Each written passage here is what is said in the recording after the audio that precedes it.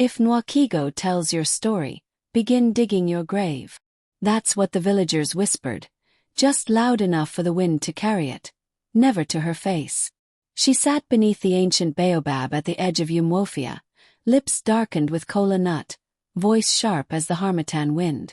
Children were forbidden to linger. Mothers crossed the road when she passed. But still they came. They always came. Because fear, like honey, draws even the strongest ants. That morning, her story was about a greedy woman who stole from her neighbor and buried the truth beneath her kitchen floor. 2 days later, Adago's compound caught fire.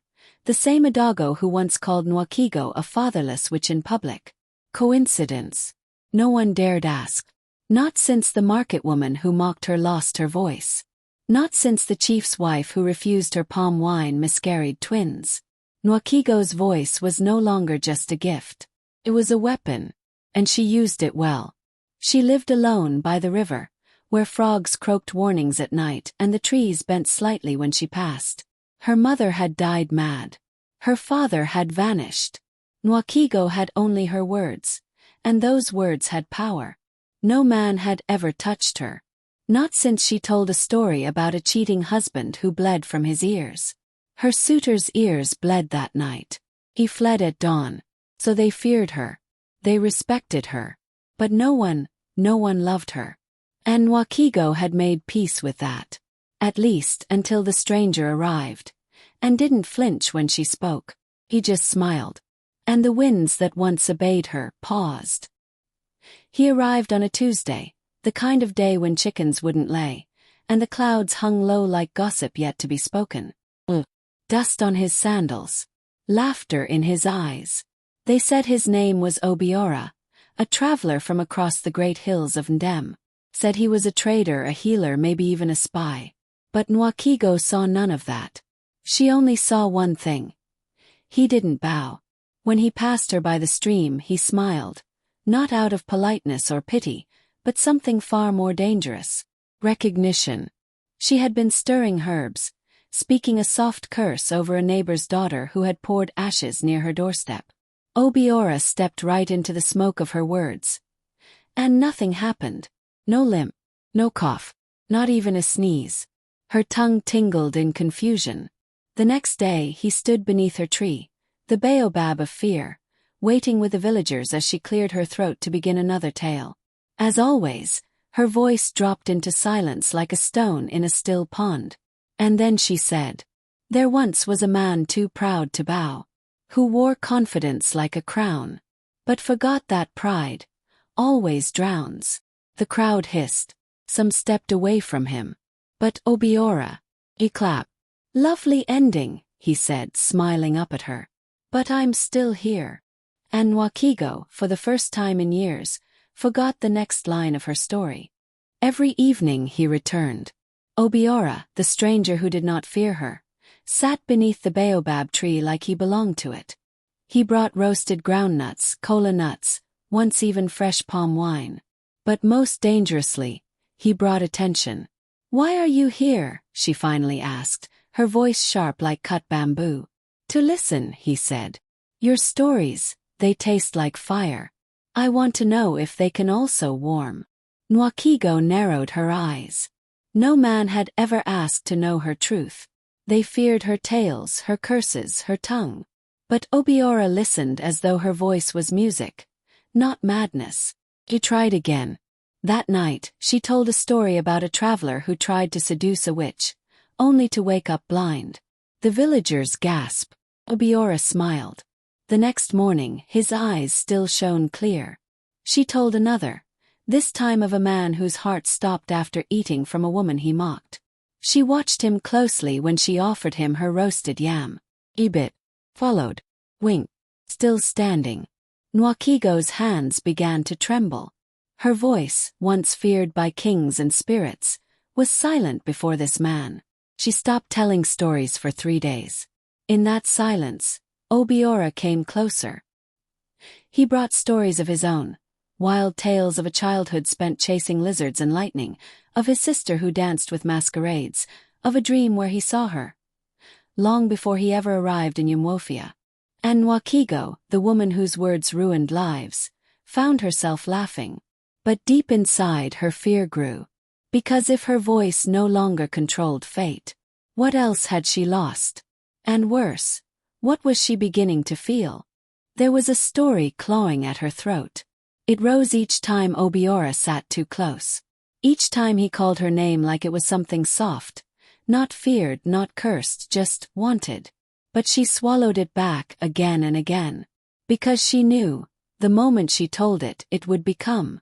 Nwakigo had never told a story about love. Not once. She told of betrayal, of humiliation.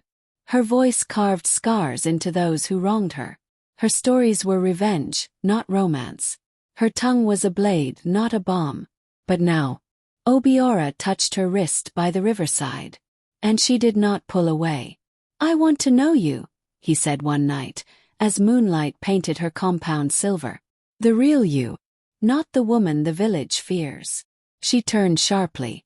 "And if you find her disappointing," he grinned, "then I will tell my own story. One where I stayed anyway." That night, Nwakigo sat alone, legs folded beneath her, staring at her empty fireplace. Her shadow danced along the mud walls, whispering things she wasn't ready to hear. So she told herself a story. There once lived a woman who feared her own heart. She wrapped it in thorns and silence. But a man came who bled through both. Just to hold it. The words trembled in the air, half curse, half confession. She slapped her palm over her mouth. She hadn't meant to speak it aloud. And somewhere, far away, a flower bloomed in the dry season. The kiss came like thunder with no rain, sudden, hot, and trembling in its aftermath. They had been sitting under the palm trees near the river, Obiora humming a tune about a bird that never forgot its mate.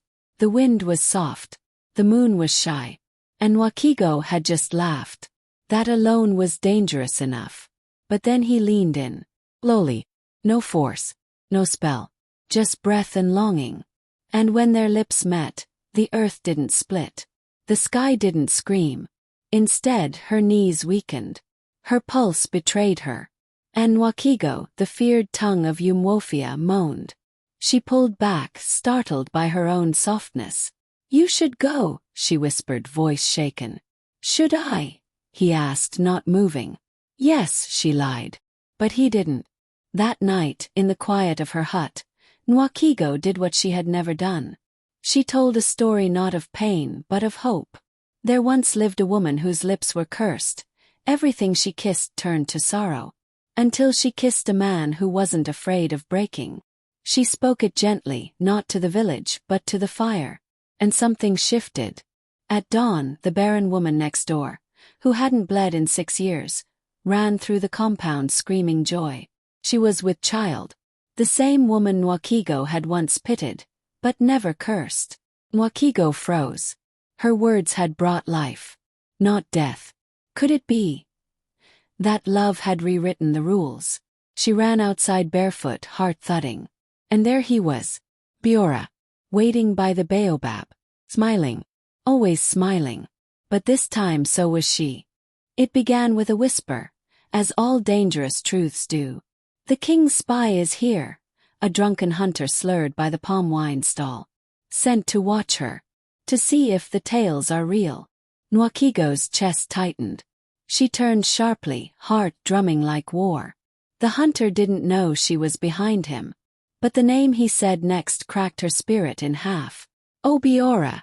She stood still for a long time, the ground beneath her suddenly unfamiliar. A spy. That night, she waited for him under the baobab. Her stories had always been weapons. Now, her silence felt sharper. When he arrived, smiling as always, she didn't return it. "Who sent you?" she asked coldly. His smile faltered. "What are you talking about?"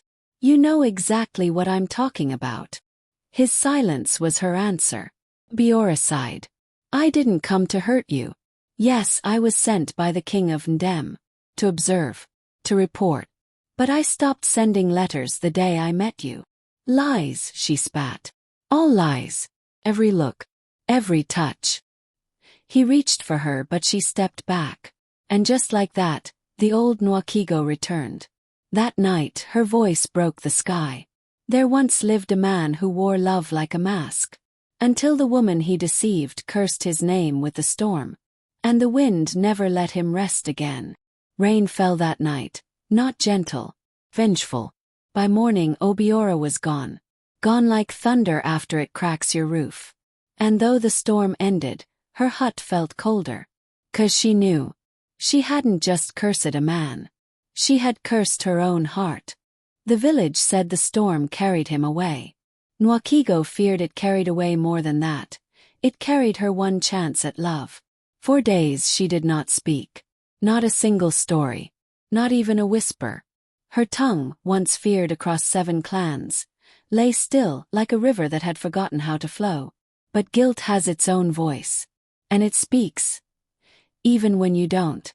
One dusk, as the sun sank like a wounded bird behind the hills, a child appeared at her doorstep. Barefoot. With wild eyes and a strange calm. "Are you Nwakigo?" he asked. She nodded. The child held out a folded paper, worn and smudged. "He said you'd know what to do with this." She unfolded it with trembling hands. It was a story. Her story. Written in Obiora's hand. There once lived a woman whose words shaped worlds, but never knew they could also save. Until she met a man who'd rather be cursed by her than live untouched by her truth. Tears spilled. She ran inside and stared at her reflection in the water pot. But something was wrong. Her reflection didn't copy her. It watched her. Then it spoke. "You've cursed many," it said. "But the only curse you've never broken is the one you placed on your own heart." Nwakigo fell to her knees. That night, she lit 7 candles, one for every person she had spoken against. She told stories of healing, not vengeance. Of grace, not guilt. And for the first time, the wind carried her words with softness. Not as a weapon, but as a promise. Morning arrived differently that day. Not with the shrill cries of market women or crowing cocks, but with laughter. Laughter, near the baobab.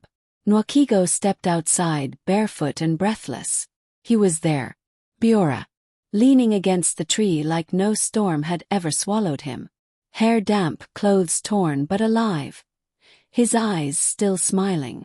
"I wrote a story," he said softly, as if afraid she'd vanish instead. "I read it," she whispered, voice cracking. "You called the storm," he said. "But it wasn't your story that almost killed me. It was mine.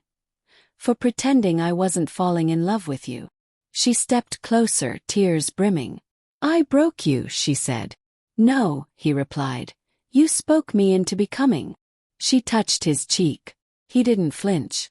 Her fingers trembled not from fear, but from something holy. She had told stories of sorrow for so long. She forgot what joy could feel like on her tongue. So she told one last story. There once lived a woman whose words were storms, but when she fell in love, her voice became a garden. And beside her stood a man who wasn't afraid of thunder. Together, they wrote the rain into poetry. The wind sighed around them. The baobab swayed. And the village, once fearful, gathered silent, listening. They had come for curses. But what they heard was a blessing. From that day, Nwakigo no longer told stories to hurt. She told stories to heal.